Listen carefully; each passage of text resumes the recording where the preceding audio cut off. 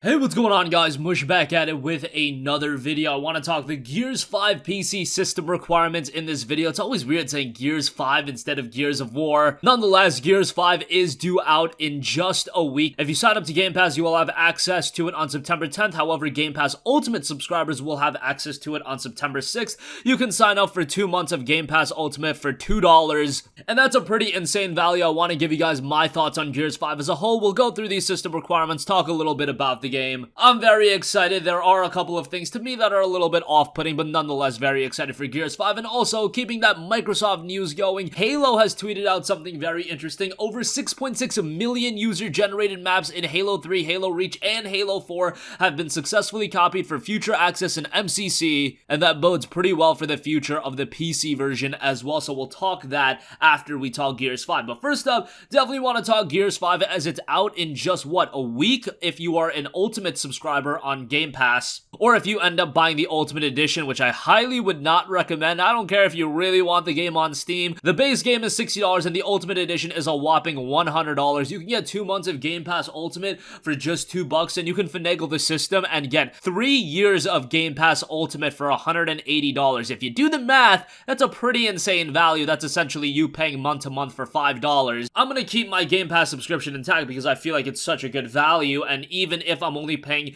4 to 5 games out of it a year, with games like Metro Exodus, Gears 5, Forza Horizon 4, titles like that already on there, that's reason enough for me to keep my subscription. It's due out on September 10th, and again, I do want to go through these system requirements, so let's take a look. For the minimum requirements, an AMD FX 6000 series or an Intel i3 Skylake, so that's pretty low end as far as the CPU is concerned. A minimum RAM is 8GB, and then the GPU, which you guys want to know about, the R9 280 NVIDIA GeForce GTX 760 or the GeForce GTX 1050. Now, in the case of this, the 280 is actually considerably better than the GTX 1050, so I don't really know what's up there. We do have a little bit of a disconnect there, but as far as minimum requirements go, it looks like it's not going to be all too bad. As far as recommended goes, AMD Ryzen 3 or Intel i5 Skylake, 8GB of RAM is also recommended, which is a little surprising. I figured it would have been 12 or 16.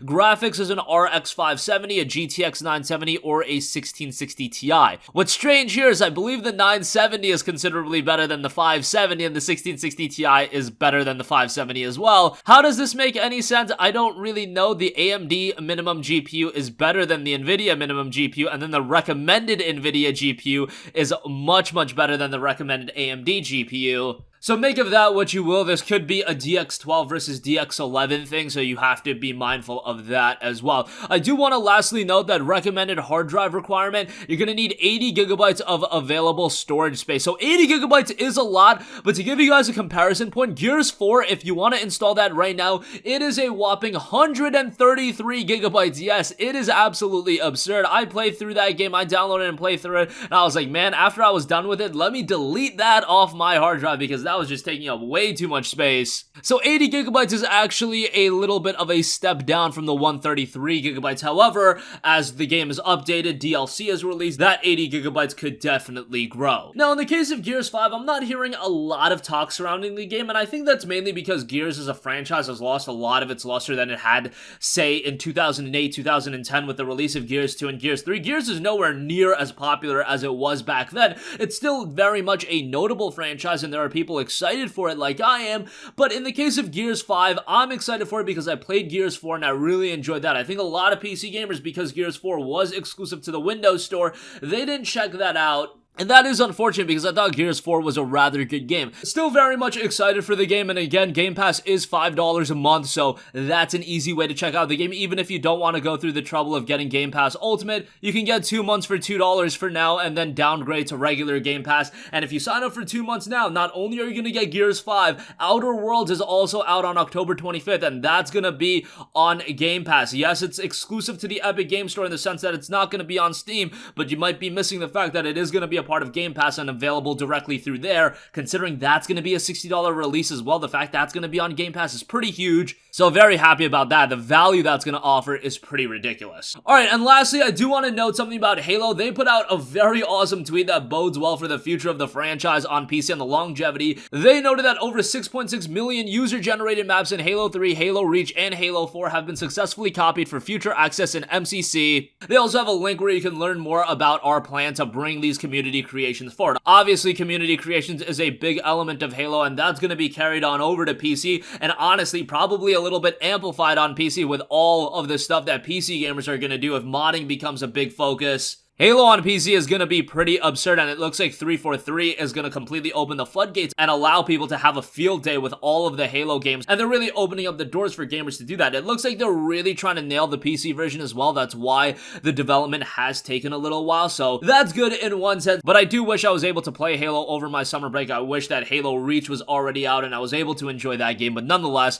hopefully Reach is out by the end of this year, and by the way, that's another game that's going to be a part of Game Pass, as are all of the other Halo titles. They are going to be released at a pretty palatable price point on PC as well, though. If you want to buy them standalone on Steam, they're $9.99 a pop. That ends up being what? You've got Halo 1, Halo 2, Halo 3, ODST, 4, and Reach. I believe that would be $60 in total, if my math is correct. That's a palatable enough price point. Honestly, they probably could have gotten away with $19.99, $24.99, even $29.99, but they decided to be pretty accessible to gamers and price them at $9.99, so that's pretty great. And that's going to conclude this video, guys. Again, I definitely want to hear your thoughts on Gears 5. Is this a game you're going to check out, or are you skipping on it for now? Are there just too many other games to play? Do you have no interest in Gears? Has the franchise lost its luster for you? Let me know. And again, Halo is looking very positive on PC going into the future, and over 6.6 million user-generated maps that have been created in Halo 3, Halo Reach, and Halo 4 have been carried on over. That's going to wrap up this video. If you guys have a request for a future video, you can leave that in the comment section down below. Thank you for watching, and goodbye. Hey, what's going on, guys? Mush here again. Hope you enjoyed the video. As you guys might know, YouTube's notification system is sometimes a little bit wonky, even if you're subscribed to the channel. Maybe you're not abundantly aware that I uploaded a video. To remedy that situation, make sure you hit the bell notification button. This way, whenever I upload a new video, and I try to upload as consistently as possible, you will be notified directly of the upload, and you can watch it as soon as it goes live. I would really appreciate it if you guys hit that button so you can stay up to date with all of the content I'm posting. But as always, guys, thanks for watching, and I'll catch you guys in the next one. Peace out.